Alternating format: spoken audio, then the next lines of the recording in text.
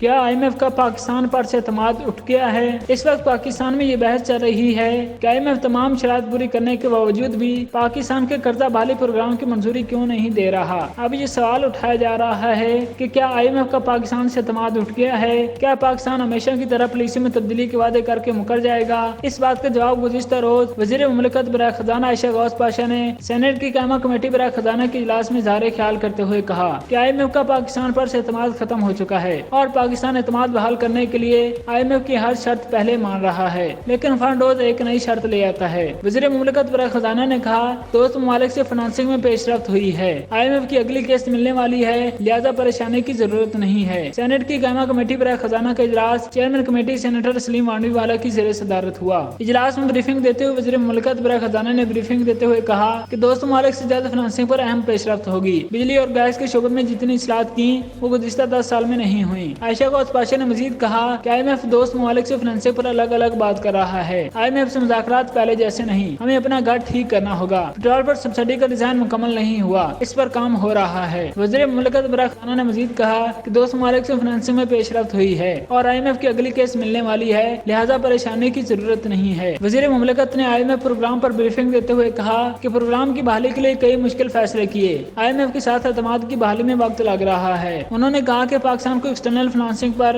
دوست ملکوں کے تعاون کی ضرورت ہے، دوست ملکوں کے ساتھ مسلسل رابطے میں ہیں، ان کے ساتھ معاملات میں بہت جلد پیش رفت ہو جائے گی۔ عائشہ غوث پاشا نے مزید کہا کہ چین نے مشکل وقت میں بروقت ساتھ دیا ہے، ہمیں امید ہے کہ سعودی عرب بھی بہت جلد آگے آئے گا، جبکہ متحدہ عرب امارات سے بھی بڑی توقعات ہیں۔ وزیر مملکت برائے خزانہ کا کہنا تھا کہ پیٹرول کی سبسڈی مکمل طور پر ڈیزائن نہیں ہوئی، اس پر کام ہو رہا ہے۔ IMF غریب طبقے کے لیے ٹارگیٹڈ سبسڈی پر زور دے رہا ہے۔ پیٹرول پر سبسڈی ڈیزائن کر کے IMF کو آگاہ کیا جائے گا۔